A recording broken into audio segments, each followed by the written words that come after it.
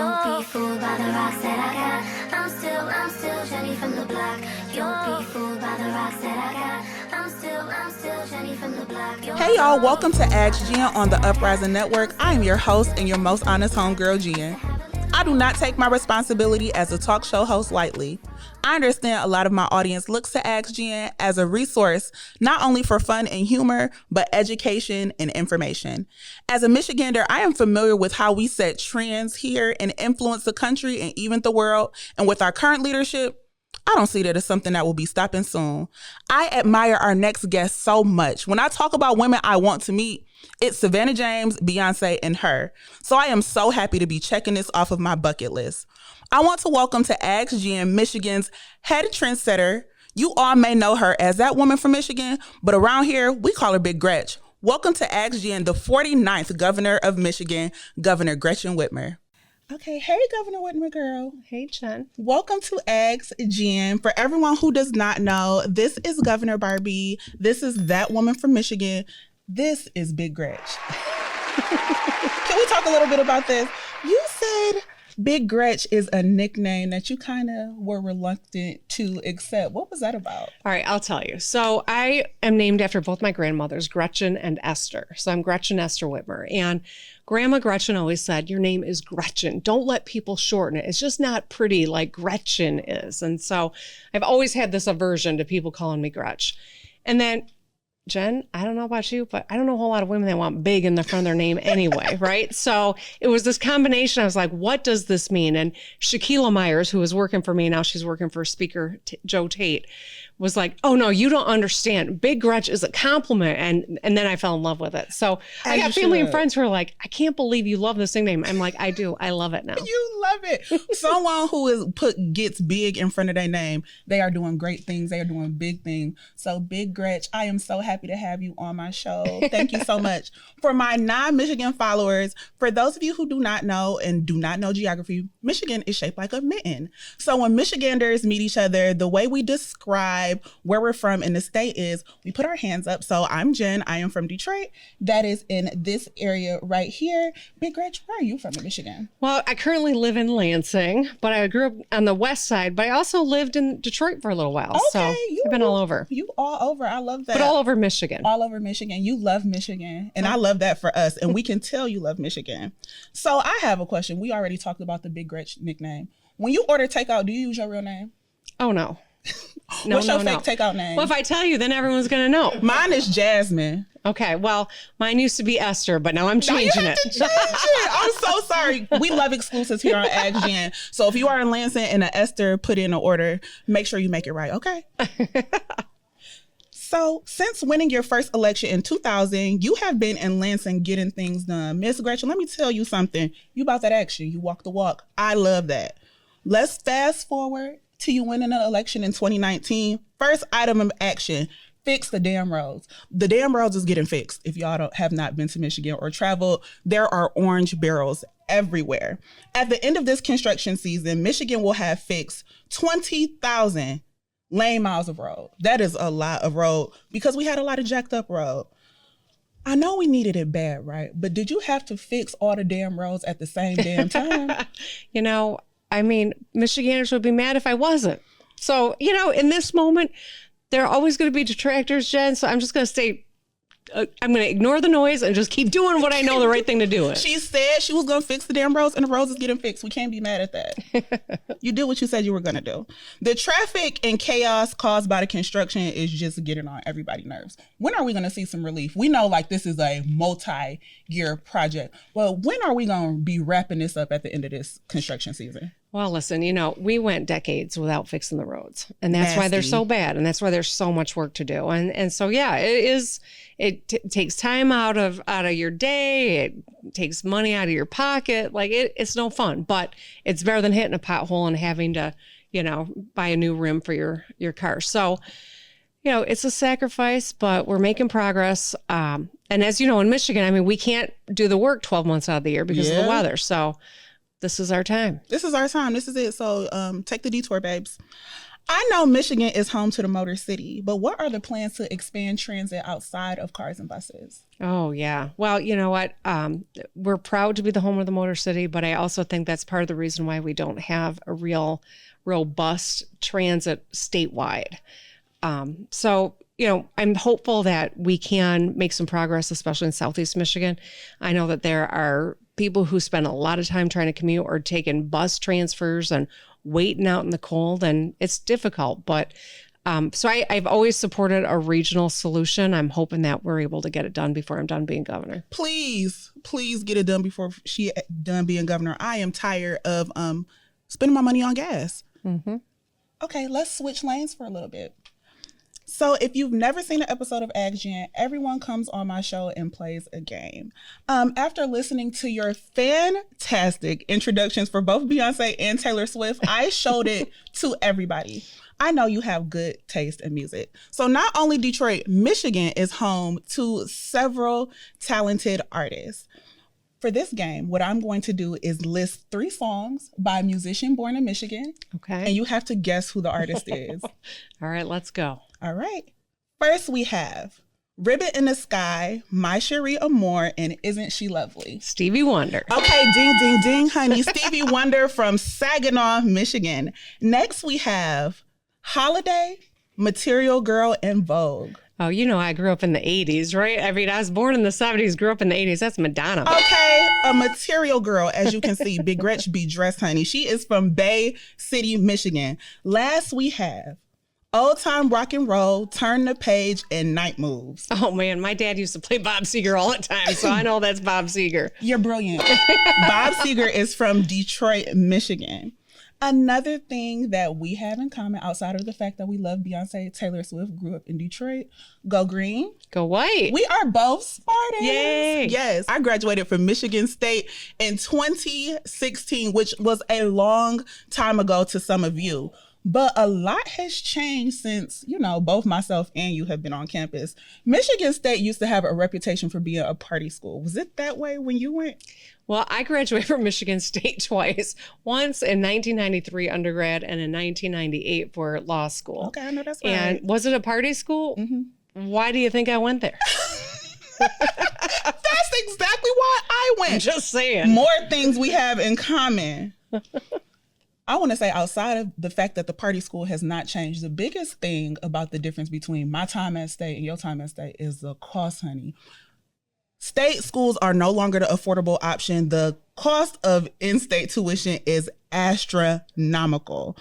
I saw that you were trying to change that in 2024 in the new budget. What are the proposed changes that you are trying to make to save these Michiganders going to school some money? We've gotten a lot done. I'm really proud that we've been able to create some programs like the Michigan Achievement Scholarship. So the class that just graduated this year from high school, we knocked thousands of dollars off of higher education.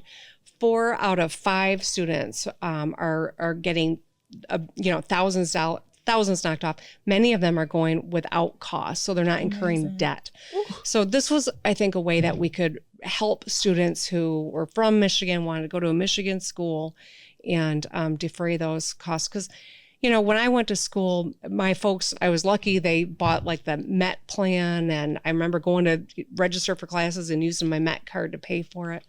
But, not every person has the ability to do that. And every person should have the chance to go on to college if that's their path. College isn't the only path to be successful in Michigan. There you can go to the trades, you can go to all these great community colleges. But if you want to go to Michigan State, you shouldn't have a complete financial barrier. And that's what the Michigan Achievement Scholarship is all about. I'm so excited that we're able to churn out more Spartans through the opportunity that you're giving us in the 2024 budget. Well, and in this moment, you got to always clarify. So I'm going to say, you can also go to any of the other great Michigan schools. You can go to any other great it's not just school from in Michigan State. I'll be hearing from Broncos and from Wildcats and Wolverines if we don't include them. We have just slight favoritism. I know this year has been really hard on Spartans, just personally, for myself and you and living in Lansing. The tragedy that happened on campus February 13th will be with us forever. And you immediately put common sense gun legislation into place. Statistics state that firearms are the leading cause of death in children and teens in this state. What are your plans to further address gun violence by passing policy to gun action? Yeah, I could get choked up right now just thinking about, how heavy that day was and the days that followed, and just incredible conversations I've had with parents who are grieving the loss of a child, whether it was at Oxford or at Michigan State or in gun violence that's playing out across this country every day. In the United States, and only in the United States, guns is the number one killer of children. And that's unique to us. And we have the power to change it. And so we moved forward with legislation that I signed into law that has background checks and red flag laws and secure storage. Will this cure No, it won't. But it's a meaningful step forward that is proven to keep people safer. I think that with this legislature, we're going to continue to explore additional things that we can do. I'm so happy that such a divided issue that our legislature in the state were able to come together and pass this so quickly. When I was at school, I never felt unsafe. So hopefully these policies are able to restore some of those feelings to students at schools everywhere. So let's switch gears a little bit. Outside of education costs, I want to talk about money because I like money and keeping it in my pocket and having a good quality of living. The proposed $180 checks, what happened to those? Because I was going to put it in my gas tank and it never came. Well, you know what? You should take that up with the former legislature who wouldn't work with me on that. We had resources, and it was an election year, and that is silly season in Lansing always, and I couldn't get the Republican-led legislature to move forward. But the good news is, as soon as the new legislature came into session, we did $1 billion tax cut for working families, for seniors. And so we're putting money back in people's pockets. But I think Michigan needs to be a place where every person can have a path to prosperity and live a high quality life and enjoy low cost living. I'm glad you got the haters out the house because I need to save the money. An affordable cost of living is such an important factor to consider when attracting residents. That's something that you just mentioned. Michiganders are leaving the state at record levels. Michigan ranks 49th out of 50 states when it comes to population growth. What is the legislature doing to make it more beneficial for current residents to stay versus leave? So one of the things that we know is we got to have a strategy for population growth in Michigan. It means respecting people. It means making Michigan a place where every person can see a future, right? And that's why we amended our civil rights law to encompass the LGBTQ community. That's why we got rid of all these old laws on the books to take women's ability to make our own decisions about our bodies off the books. It's why I signed the Crown Act so that no one can get, penalized or fired for wearing their natural hair. I mean, these are all aspects to making sure that people can see a future in Michigan. But we also have to be making place where young people can find good jobs and have, a great social life and enjoy the arts or the outdoors. And we got to have good paying jobs. So it's people, it's places, and it's projects is what we're working on. We love alliteration in my office. I love the 3 Ps, right? Too.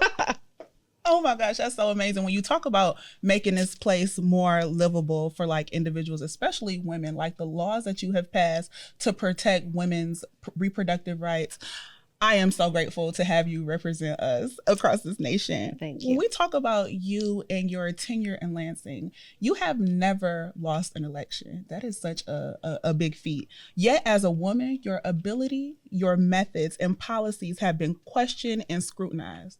Far and wide. They haters. They be hating on you, Big Gretch. I can't lie. Have the haters ever impacted your confidence or ability to get things done? No. Flat out.